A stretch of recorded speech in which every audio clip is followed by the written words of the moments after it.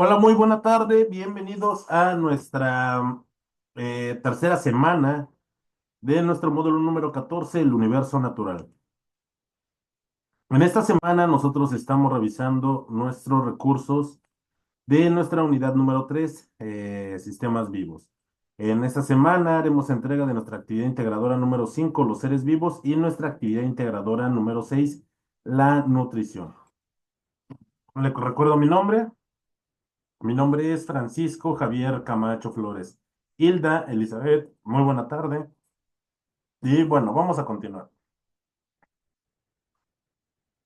Jóvenes, si tienen alguna duda, una pregunta, algún comentario, alguna observación, pueden tomar directamente el audio de esta plataforma Zoom, de esta sesión síncrona, y realizar esa pregunta o ese comentario sin mayor problema.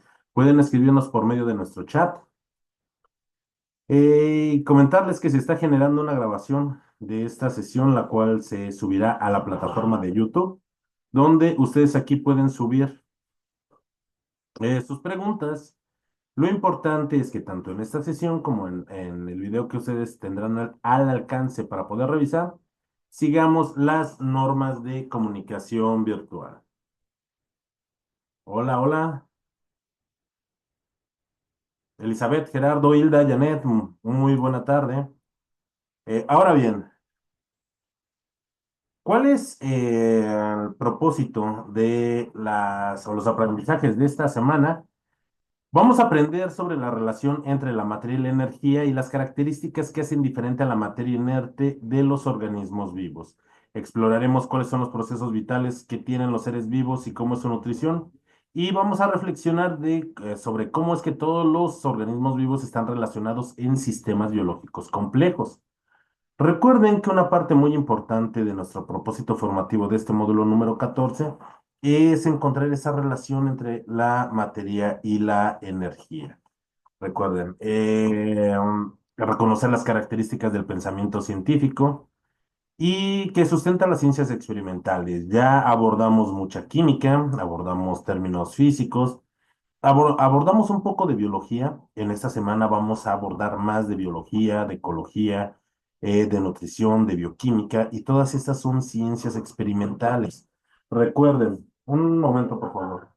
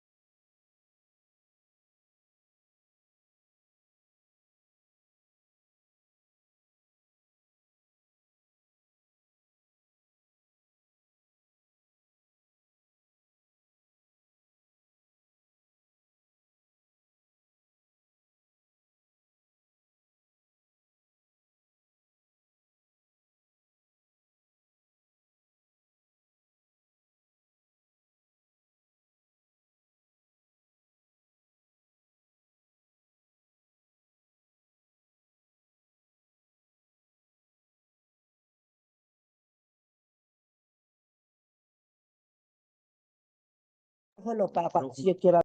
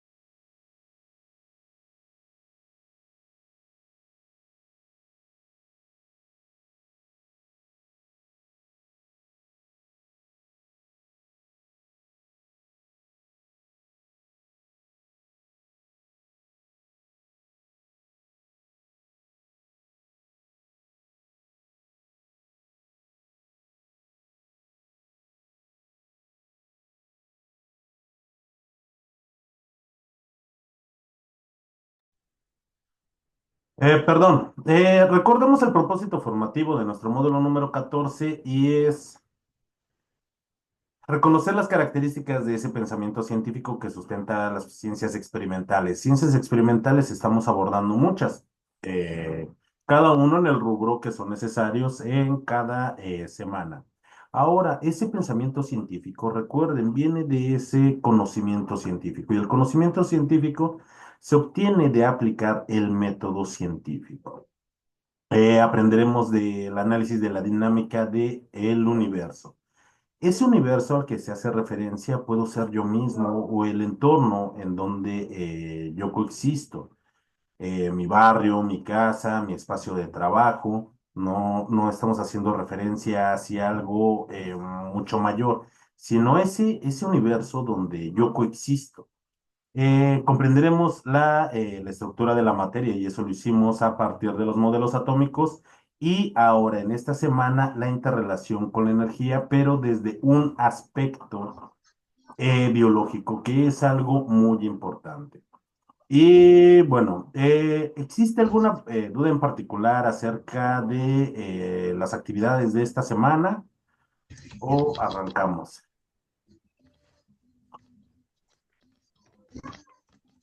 Adelante, Elizabeth, ¿tiene alguna pregunta? No, ninguna. Ok.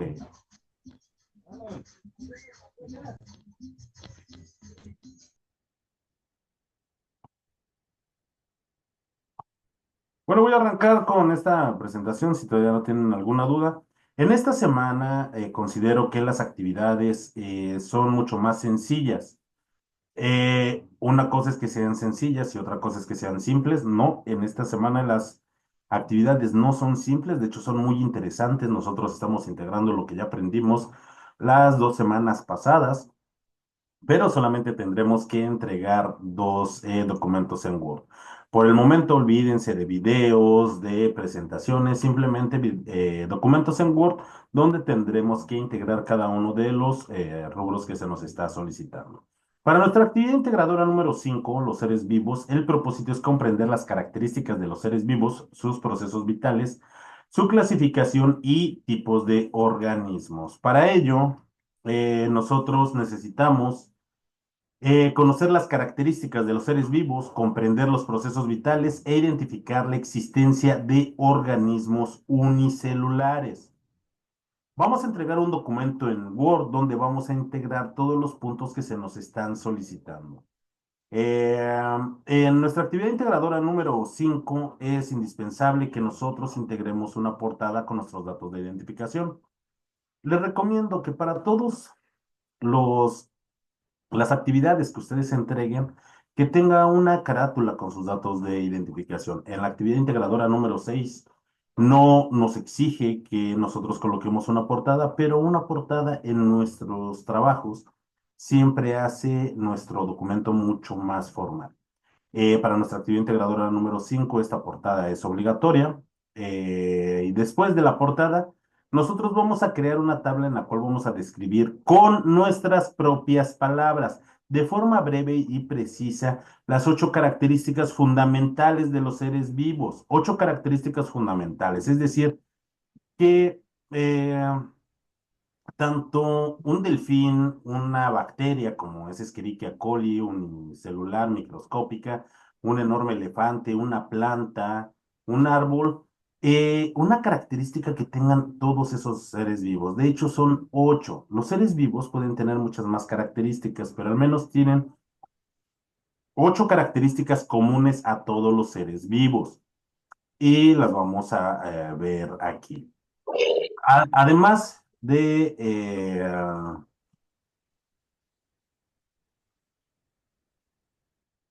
Además de colocar esa descripción breve y precisa de esa característica de los seres vivos, vamos nosotros a acompañarla de una imagen que sea representativa de esa característica que nosotros estemos describiendo. Esta imagen nosotros la vamos a buscar de internet y tiene que ser adecuada para la característica que nosotros estemos describiendo. Después de esto, nosotros vamos a describir en un párrafo de 8 a 10 renglones los procesos vitales y cuál es su relación. Vamos a elaborar un cuadro en el cual vamos a enlistar 5 características de los organismos unicelulares y 5 características de los organismos pluricelulares. Es importante, aquí nos están pidiendo características tanto de organismos unicelulares y organismos pluricelulares, más no ejemplos. Hay que tener cuidado en esta parte. En el siguiente punto vamos a mencionar un organismo unicelular y uno pluricelular que se utiliza en la industria farmacéutica. Y vamos a agregar 2 ejemplos de sus usos en la medicina. Aquí hay que ser bastante cuidadosos porque muchas veces colocan o confunden a los organismos pluricelulares con organismos unicelulares, particularmente a los hongos. Así es que tengan cuidado en esta parte. Vamos a describir o a realizar una conclusión de media cuartilla finalmente, en la cual vamos a explicar con nuestras propias palabras y en base a lo que se realizó previamente sobre la importancia del método científico para el estudio de los seres vivos. Una vez que nosotros terminemos, perdón, nuestro documento en Word, lo vamos a guardar con la siguiente nomenclatura. Nuestros apellidos, guión bajo, nuestro nombre y la clave de esta actividad, que es M14, S3, A y 5. Ahora, ¿cuáles son esas características o propiedades que son comunes a todos los organismos vivos que existen? Existen características que son comunes a todos. Claro que existen características más allá, pero son particulares de alguna especie o de algunas especies. Así es que aquí vamos a describir cuáles son esas características que hacen a un organismo vivo y que lo separamos de esa materia inerte o de esos organismos no vivos. Iniciemos. Los seres vivos tienen una estructura. Los seres vivos están altamente organizados, contienen partes movilizadas y coordinadas. Los seres no vivos o la materia inerte no está organizada. Por supuesto que sí.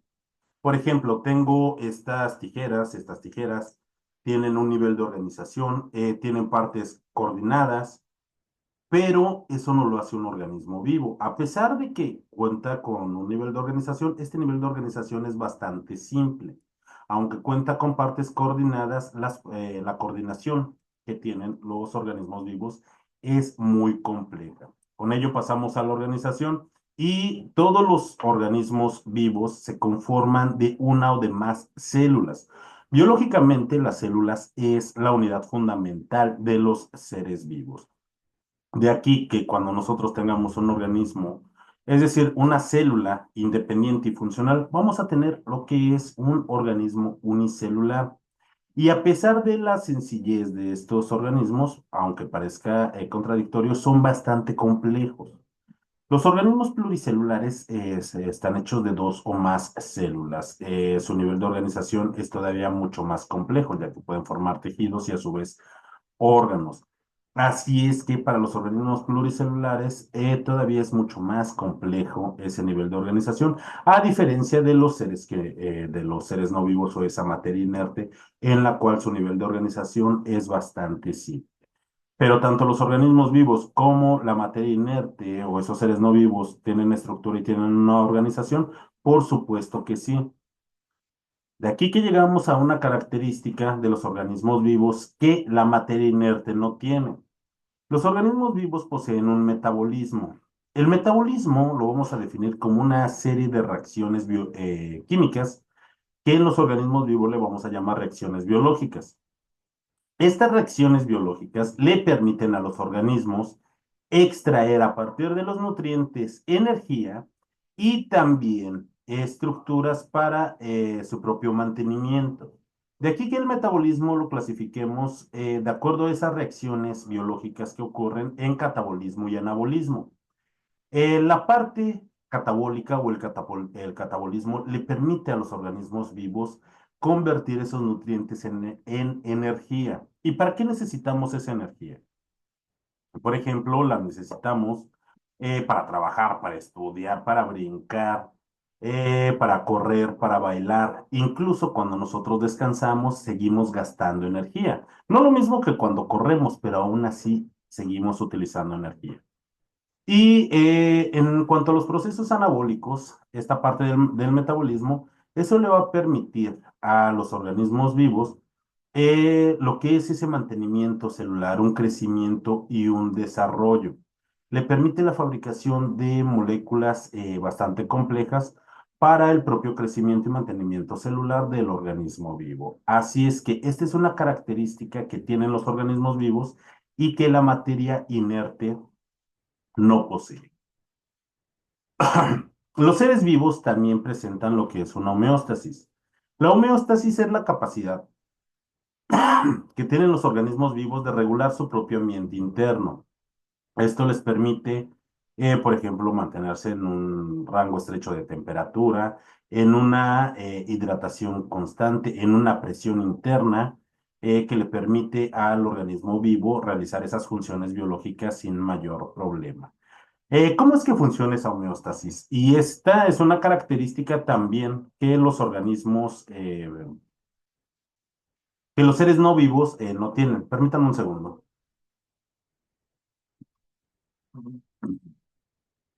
Por ejemplo, eh, estamos en invierno y en gran parte del país, por ejemplo, donde yo vivo en este momento, está haciendo mucho frío. Y generalmente en invierno utilizamos ropa más abrigada. ¿Y por qué utilizamos ropa abrigada? Para no enfermar. ¿Debido a qué? A, a esos cambios bruscos de temperatura, pero mi cuerpo necesita mantenerse a una temperatura óptima, que es entre los 36,5 y 37 grados Celsius. ¿Por qué? Porque a esa temperatura mi metabolismo se lleva a cabo, todas esas reacciones biológicas se llevan a cabo de forma adecuada. ¿Qué es lo que pasa si mi temperatura corporal empieza a bajar? Si mi temperatura empieza a bajar, empezaré a presentar una hipotermia. Mis, eh, mis extremidades se empezarían a poner de color azul. Después ya no circularía sangre. De hecho, se empezarían a poner negros por una necrosis y podría empezar a perder las extremidades. Si la temperatura de mi cuerpo sigue bajando, podría perder la vida. Ahora que en caso contrario, ¿qué es lo que pasa si mi temperatura empieza a aumentar más allá de los 37 grados? Por ejemplo, que presento una infección por alguna enfermedad. Si mi temperatura se eleva a 38 grados, estaré presentando una febrícula. Me empezaré a sentir mareado, me empezaré a sentir débil. Si mi temperatura sube un grado más, sube a los 39 grados, ya estaré presentando una fiebre y eso ya es bastante riesgoso. Me empezarán a doler las articulaciones, me empezaré a sentir muy mal. Si mi temperatura sube a los 40 o a los 41 grados, estaré poniendo en riesgo mi vida. ¿Por qué? Porque esa temperatura, mis reacciones biológicas, mi metabolismo ya no se está llevando de forma adecuada.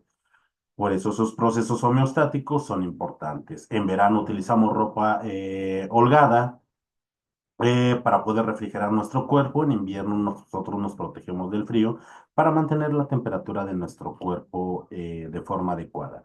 Eso pasa en función o son procesos homeostáticos de acuerdo a la temperatura. Pero pasa lo mismo con, por ejemplo, la cantidad de agua en nuestro cuerpo.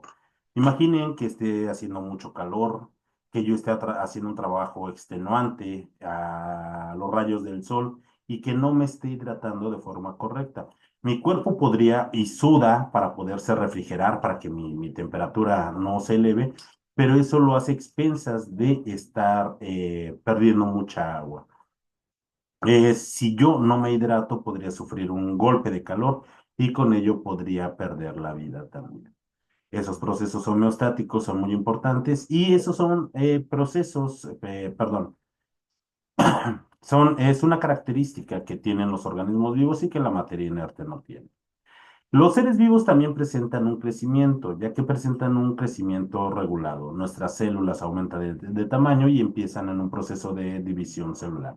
Incluso aquellos organismos que constan de una sola célula, también cuando va a empezar un proceso de reproducción, las células aumentan de tamaño para poderse dividir en dos.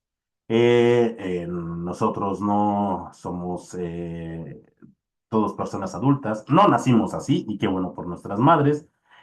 Cuando nosotros nacemos, somos neonatos, somos bebés y pasamos por un periodo de crecimiento controlado. Eso lo vemos al igual, por ejemplo, con las plantas. Sembramos una semilla, se convierte en una plántula, es en una planta, posiblemente en un arbusto.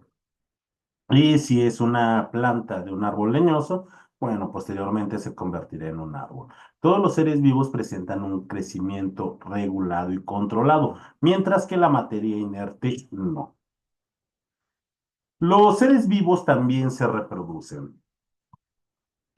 Hablando de esta reproducción, la reproducción la podemos clasificar como una reproducción sexual y una reproducción asexual. ¿A qué nos referimos con ello?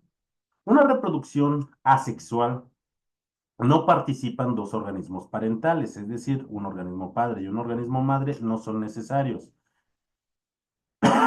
Este tipo de reproducción lo pueden llevar a cabo generalmente los organismos unicelulares como las bacterias. Claro que existen muchísimos tipos de reproducción asexual, como lo es la fisión binaria, la gemación, entre otros tipos de reproducción. Y en la reproducción sexual se necesitan dos organismos parentales. Estos organismos parentales van a dotar cada uno de una célula haploide, lo cual al fusionarse estas células van a crear lo que es en el proceso de fecundación, un cigoto o huevo. Y cada una tiene una ventaja, mientras que la reproducción asexual es bastante simple, la reproducción sexual es mucho más complicada. Cualquiera de las dos es adaptativa de cada uno de los organismos en los cuales se adaptó este tipo de reproducción, y aunque algunas tienen alguna ventaja, por ejemplo, la reproducción sexual, si hay un entrecruce de material genético. En la reproducción asexual no existe, pero yo no quiere decir que alguna sea mejor que otra, sino que es característica de algunos seres vivos.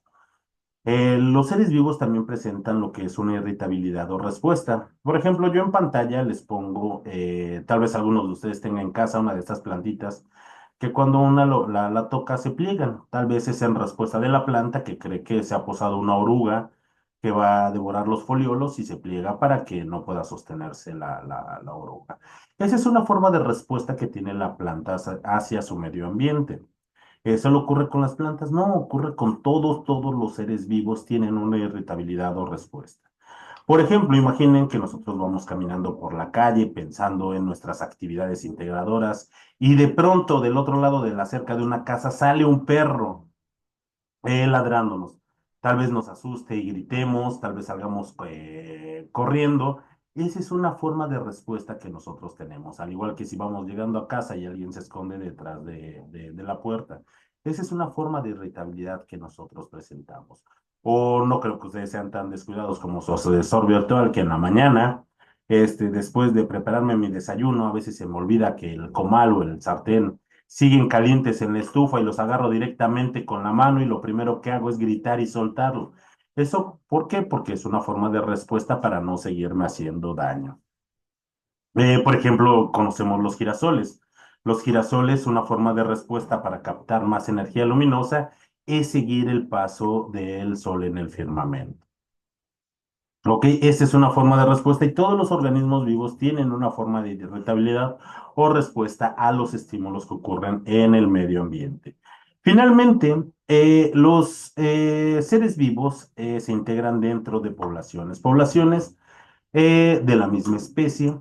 Estas poblaciones no pueden vivir aisladas, así es que se integran dentro de comunidades con otros seres vivos y cuando existe competencia por los recursos de los medios, aquel que se adapte mejor va a ser la especie que pueda sobrevivir sobre todo a los cambios bruscos en el medio ambiente.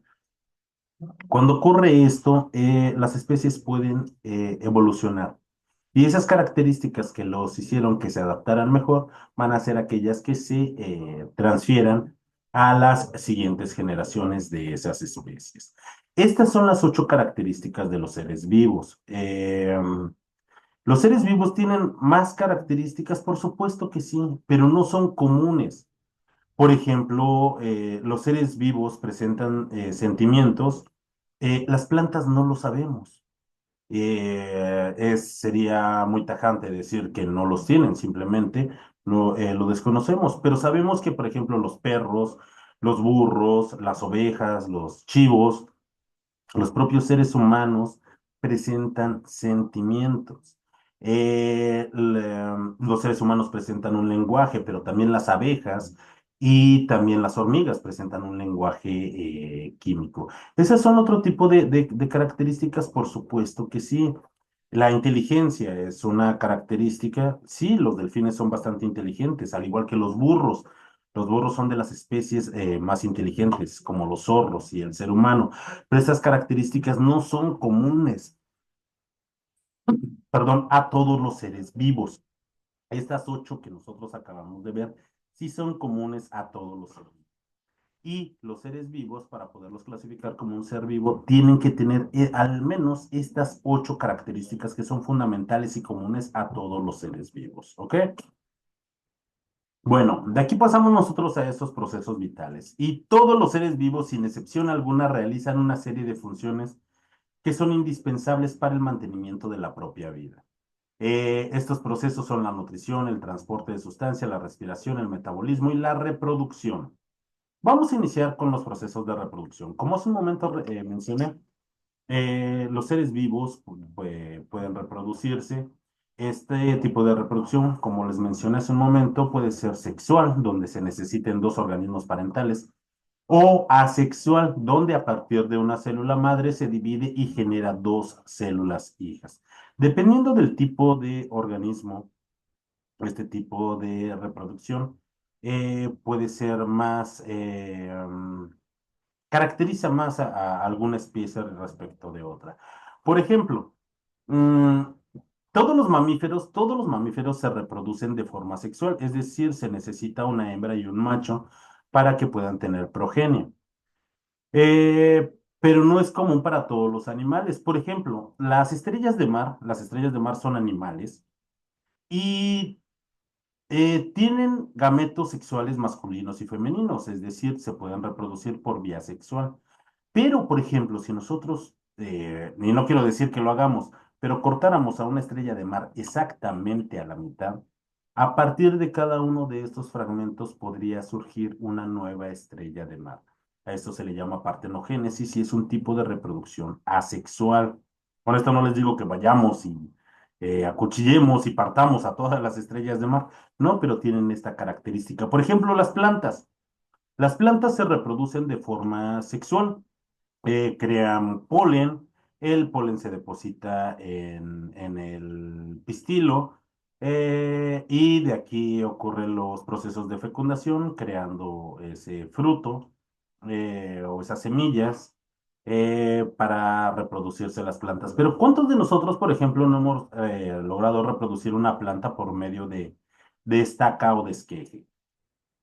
Por ejemplo, si no lo sé, mi vecino tiene un manzano muy bonito y me regala una rama de ese árbol, si yo procuro esa rama, a partir de esa rama podría surgir un nuevo árbol de manzanas. Es decir, los diferentes organismos pueden adaptarse o tienen más formas de reproducción. La nutrición.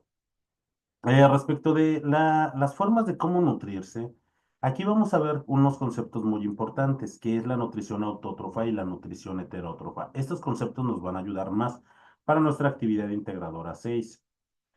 En cuanto a la nutrición autótrofa o los procesos autótrofos, esto nos dice que los organismos pueden sintetizar todo lo que necesiten a partir de nutrientes inorgánicos. Este es el caso de las plantas. Todas las plantas son autótrofas. A partir de dióxido de carbono, agua y minerales, las plantas pueden sintetizar todos los materiales que necesitan para su crecimiento y su desarrollo y para su metabolismo. En el caso de, por ejemplo, los seres humanos y todos los animales, somos organismos heterótrofos. ¿Qué quiere decir heterótrofo? Que no tenemos la capacidad de sintetizar todas las sustancias que nosotros necesitamos. Es decir, que nosotros no producimos nuestros propios alimentos. Eh, por ejemplo, los seres humanos, los seres humanos nos reproducimos, por ejemplo, perdón, nos alimentamos de otros seres vivos, nos alimentamos de plantas, nos alimentamos de frutas, nos alimentamos de pescado, de aves, de cerdo, de res. Eso nosotros lo hacemos porque nosotros no podemos producir todos esos nutrientes que nosotros necesitamos, sobre todo para nuestro crecimiento y desarrollo. Así es que este tipo de nutrición se le llama nutrición heterótrofa. Así es, Elizabeth, nosotros necesitamos de otros organismos para completar nuestros procesos de nutrición. De ahí es donde viene ese proceso de nutrición heterótrofa. El metabolismo. El metabolismo, como hace un momento mencionábamos, son un conjunto de reacciones biológicas que le permiten a los seres vivos obtener energía del medio y ese crecimiento y desarrollo y ese mantenimiento celular. Por eso el metabolismo y todos los seres vivos llevan a cabo un proceso metabólico que nos ayuda a preservar nuestro bienestar. Los seres vivos también presentan una serie de transporte de sustancias. Incluso aquellos seres vivos que constan únicamente de una sola célula llevan a cabo un proceso de transporte de sustancias a través de sus membranas celulares. Por ejemplo, el ser humano cuenta con un sistema digestivo. Ese sistema digestivo nosotros trasladamos ese bolo alimenticio, los alimentos desde nuestra boca al estómago. Cuando nosotros, dice Janet, cuando llegamos a una edad adulta, ingerimos suplementos para tener una buena salud. No solamente cuando somos adultos, si es que nosotros llegamos a requerir de algún suplemento alimenticio, es importante que nosotros lo hagamos. Por ejemplo, si estamos faltos de vitaminas, es importante que nosotros nos vitaminemos.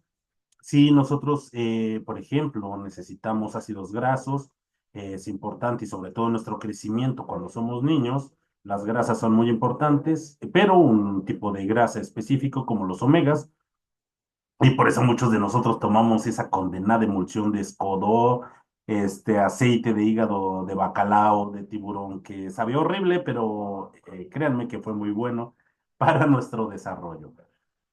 No solamente cuando llegamos a cierta edad, siempre que nosotros lo necesitemos, necesitamos un complemento o un suplemento a nuestra alimentación.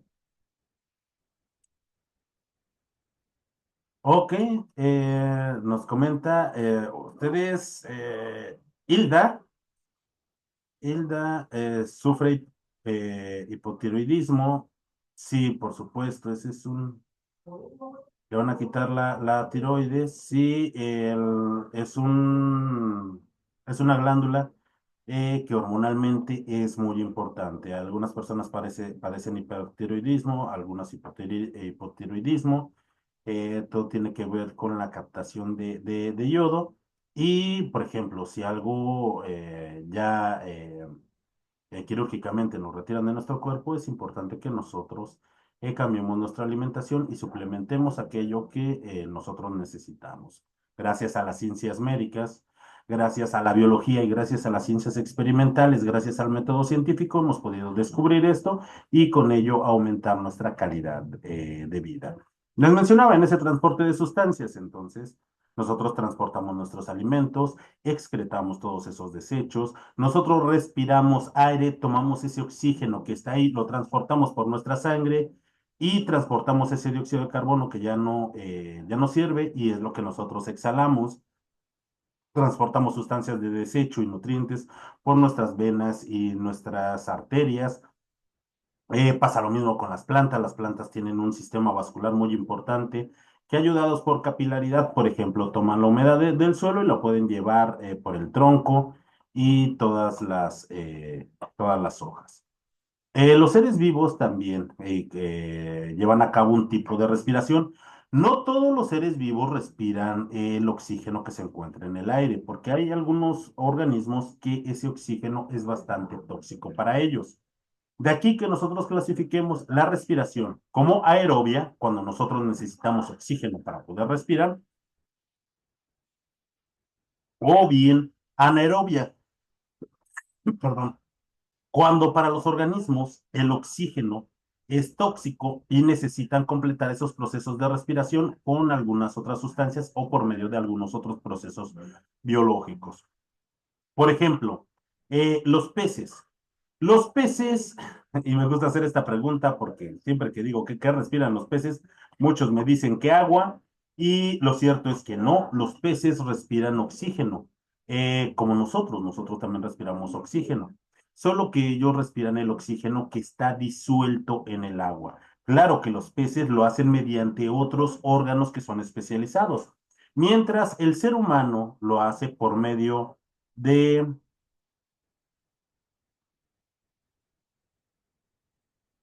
eh, mientras los peces tienen un sistema branquial, los peces tienen branquias por donde filtran el agua y toman ese oxígeno disuelto y con ello respiran, nosotros tenemos un tipo de respiración pulmonar. Nosotros tenemos pulmones y es por donde se lleva a cabo el bombeo y la captación de lo que nosotros respiramos.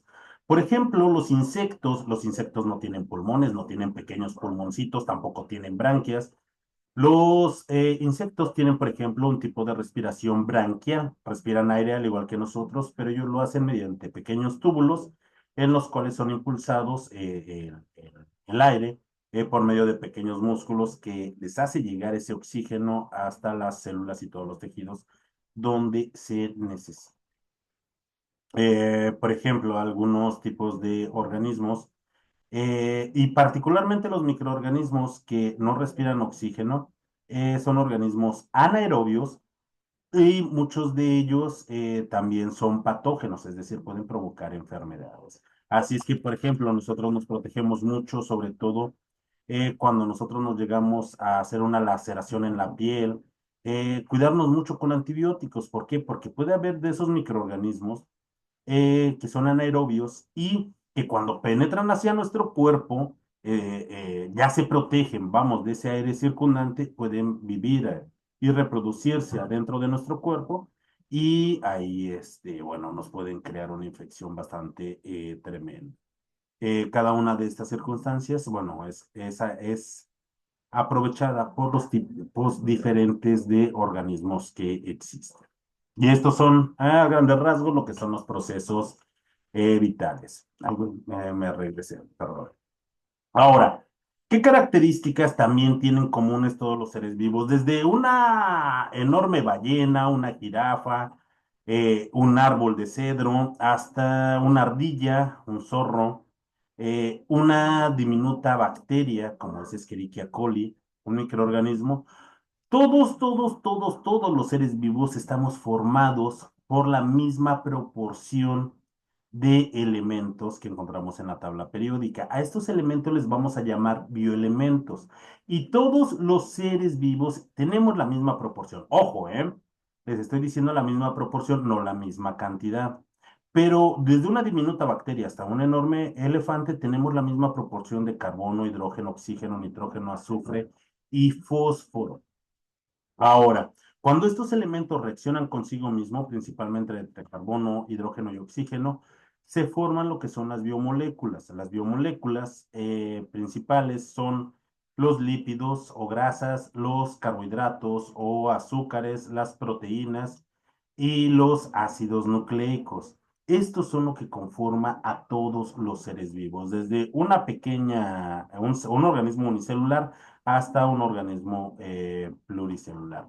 El nivel de organización en los seres vivos es bastante complejo, ya que todos los seres vivos, al igual que toda la materia y también estos organismos no vivos, estamos formados de átomos.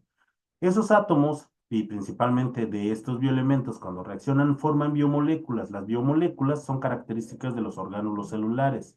Diferentes orgánulos celulares conforman la unidad funcional de los seres vivos, que es una célula. Una célula independiente es un organismo vivo, es un organismo unicelular. Los organismos que están formados por dos o más células son organismos pluricelulares.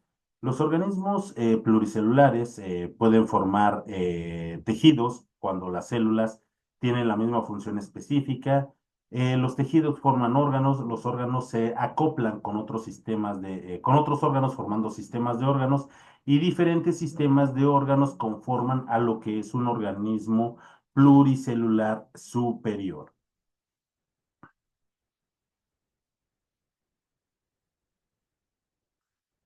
Me dice Janet, ¿por qué? Sí, sí, ¿por qué cuando, y no solamente cuando nosotros le cortamos, las lagartijas, por ejemplo, cuando se asustan como una parte de esa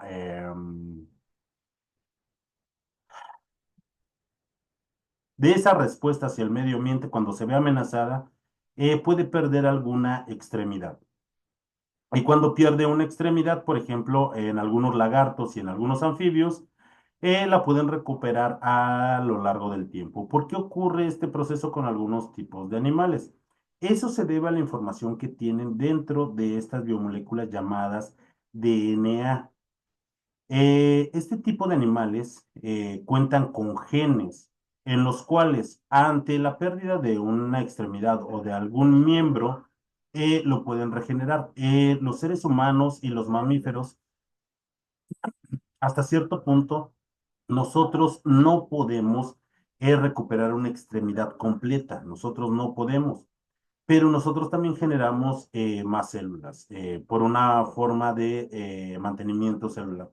Cuando nosotros nos lastimamos, por ejemplo, se nos quiebra un hueso o llegamos a tener nos herimos, supongamos que laceramos nuestra piel.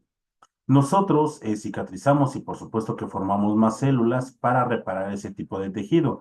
Claro que nosotros no poseemos la información genética para poder producir nuevamente una extremidad que hemos perdido. Y esto se debe a la información que se encuentra dentro de los genes en el DNA de estas especies en particular.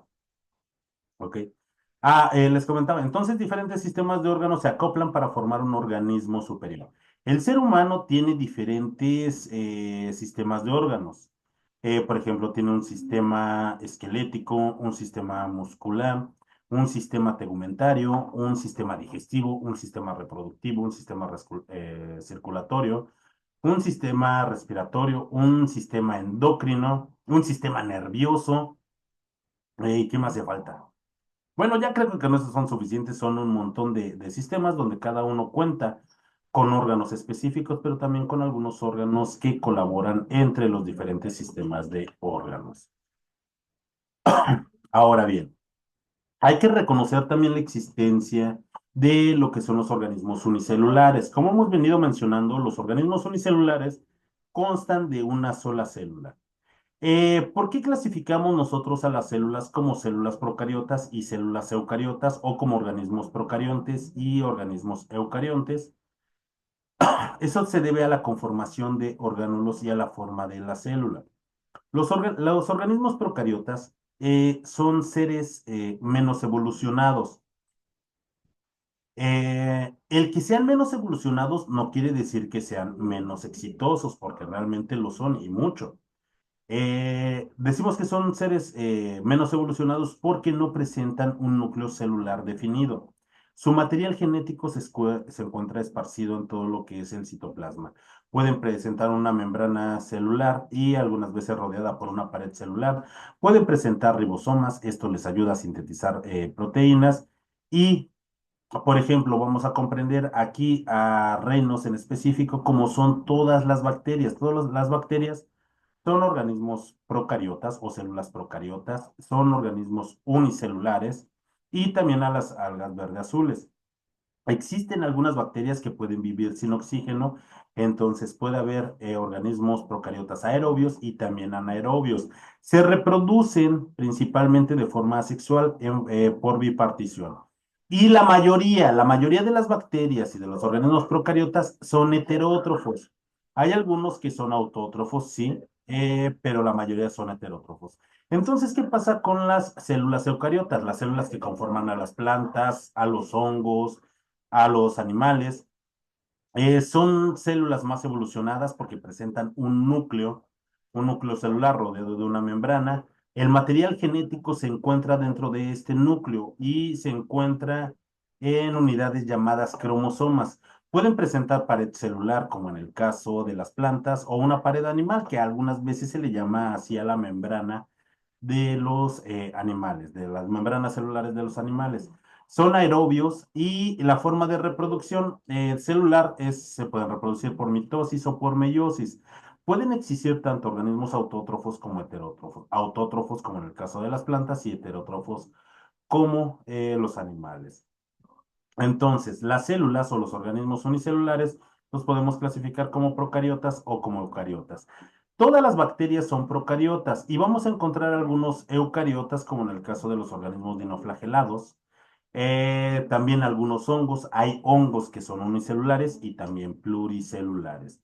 En el caso de los organismos pluricelulares, pues nosotros sabemos que están formados por dos o más células. Su nivel de organización es mucho más complejo, ya que forman tejidos, a su vez forman órganos, los órganos se acompañan de otros órganos con funciones específicas, formando sistemas de órganos, y de aquí forman un sistema, un organismo superior bastante complejo. ¿Para qué sirven todos estos sistemas de órganos? Para la colaboración y la división de actividades.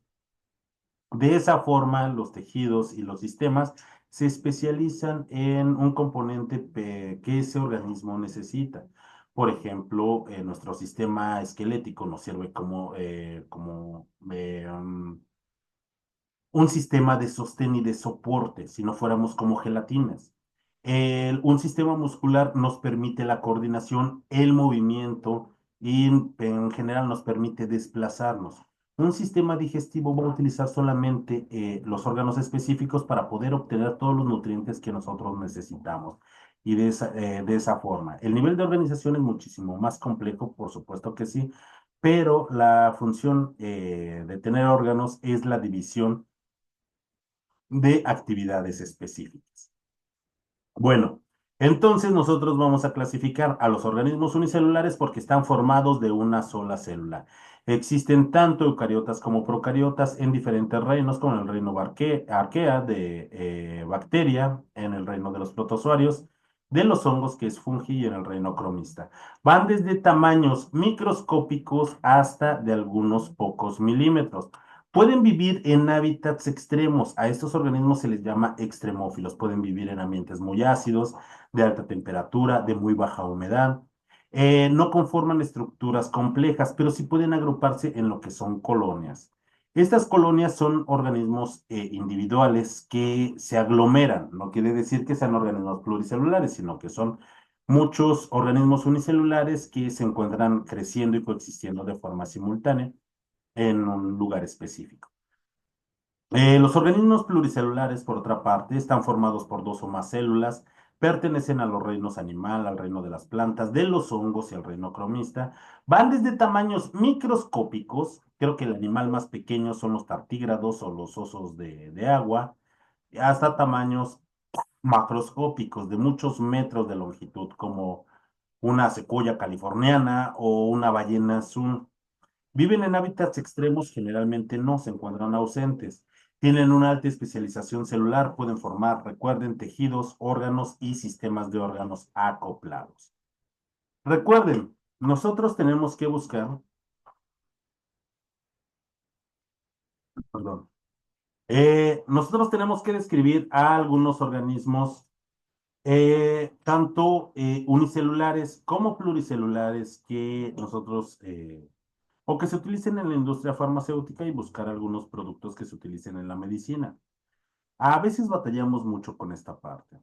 Existen, por ejemplo, algunos organismos unicelulares, principalmente los hongos, donde se crean antibióticos.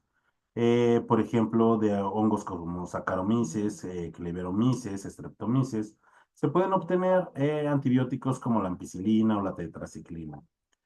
Yo les pongo, por ejemplo, en pantalla lo que es un cangrejo de herradura que solamente vive en las costas de Japón y en las costas de la península de Yucatán. Y este tipo de crustáceo, que es un fósil viviente que nos acompaña desde la era de los dinosaurios y no ha cambiado, tiene una característica muy importante, y su sangre es de color azul, ya que produce una sustancia que se llama hemolinfa. Esta sustancia Es utilizada, por ejemplo, para muchos tratamientos experimentales contra el cáncer. Pero, por ejemplo, hoy en día les puedo decir que el 30% de los medicamentos se extraen de las plantas. ¿Y cuántos de nosotros no hemos utilizado una planta para algún tipo de padecimiento? Por ejemplo, yo cuando me golpeo o tengo alguna inflamación en el cuerpo, yo voy y compro árnica y me hago un té. Y si no encuentro árnica en el mercado, pues voy a la farmacia y me compro una pomada o un gel de árnica y es por seguro que me va a desinflamar. Prefiero el té. Las plantas, recuerden, son organismos unicelulares. O por ejemplo, cuando nos duele la panza y no podemos dormir, pues nos tomamos un tecito de manzanilla o un té de hierbabuena. Ah, por el clavo, y eso es muy cierto, el clavo es utilizado en el área en la ortodoncia. Eso es muy cierto, y el clavo son semillas de plantas y también es un organismo pluricelular. Por ejemplo, para quienes vivan allá en la península de Yucatán o en la zona del Istmo, seguramente conocen el árbol de la ceiba, y el árbol de la ceiba en la corteza guarda lo que es ácido acetil salicílico. Y por ejemplo, en dolores de cabeza, muchas personas se hacen infusiones de la corteza de este árbol porque es prácticamente lo mismo que tomarse una aspirina. O por ejemplo, ahorita que aumentan los casos de gripe o de tos, por ejemplo, yo generalmente lo que hago cuando tengo tos seca y no se me quiere quitar, me hago un jarabe de cebolla. Rebano en julianas una cebolla, le pongo azúcar entre las capas y la dejo serenando desde una noche hasta el siguiente día. Y el jugo que le sale me tomo 2 cucharadas en la mañana y 2 en la tarde y con ello le digo adiós a la tos. Algunas veces también me hago un té de bugambilia, de flores de bugambilia y es muy bueno.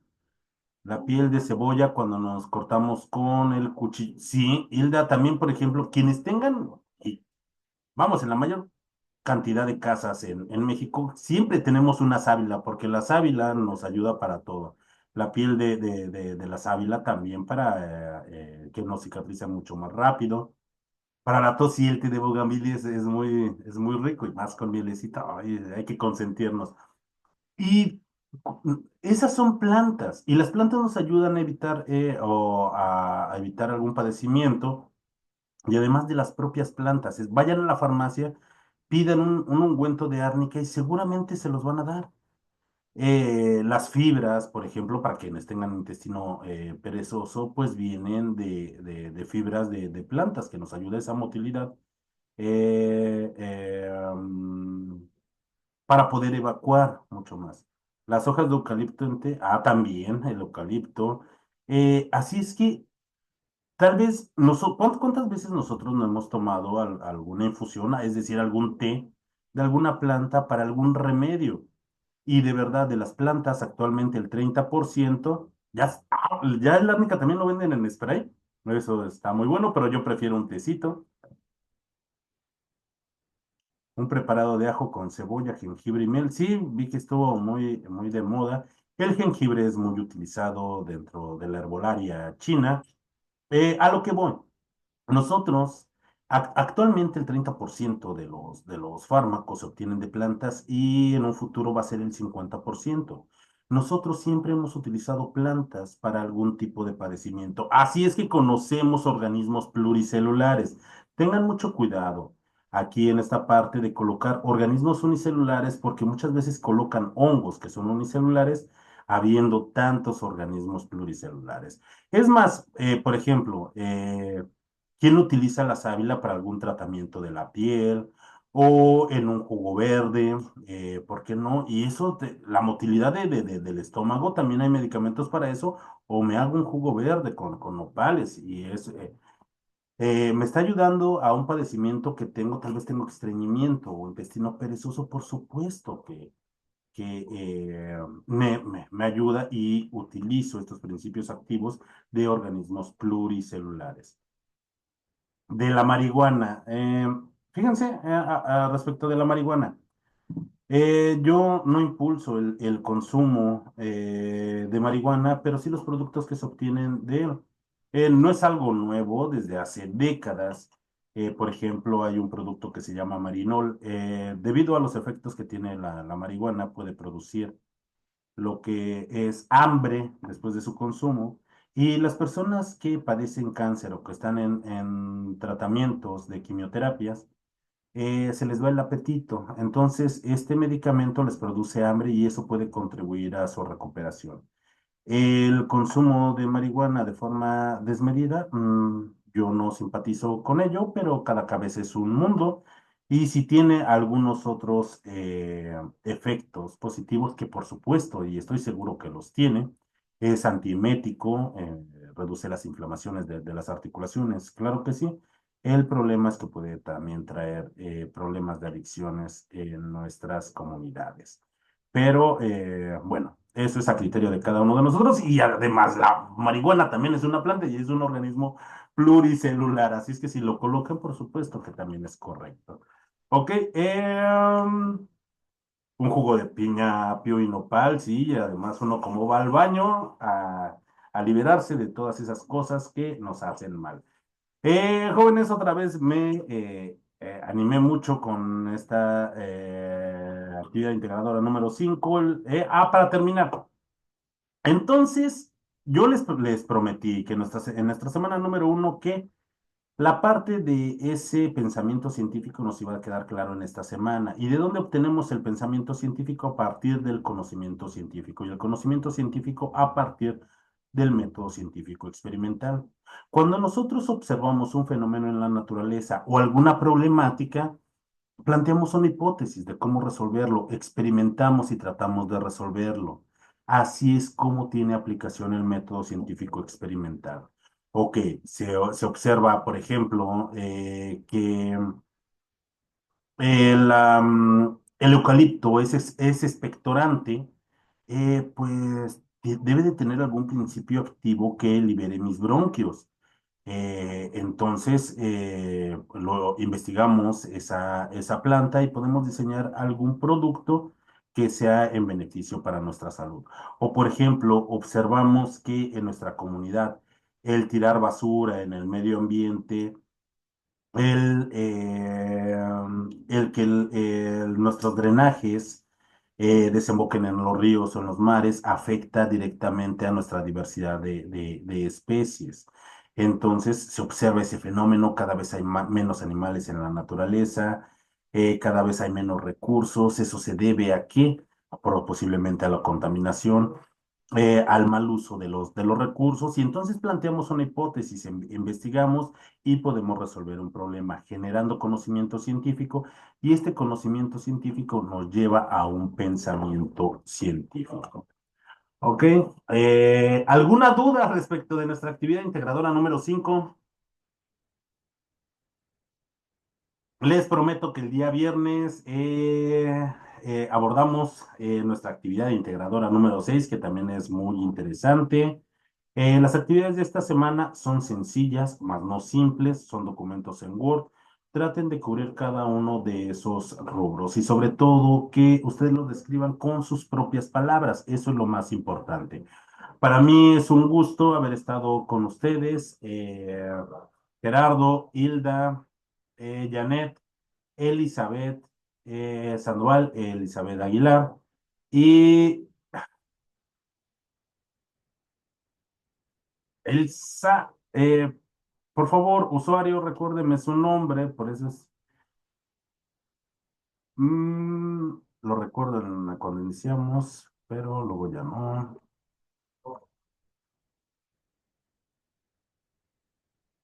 Isela, gracias. Isela Chavaril. Para mí es un gusto estar con ustedes. Me despido y que tengan una muy bonita tarde. Hasta luego, adiós. Buen provecho para aquellos que van a comer. Recuerden, es una función muy importante. Hasta luego.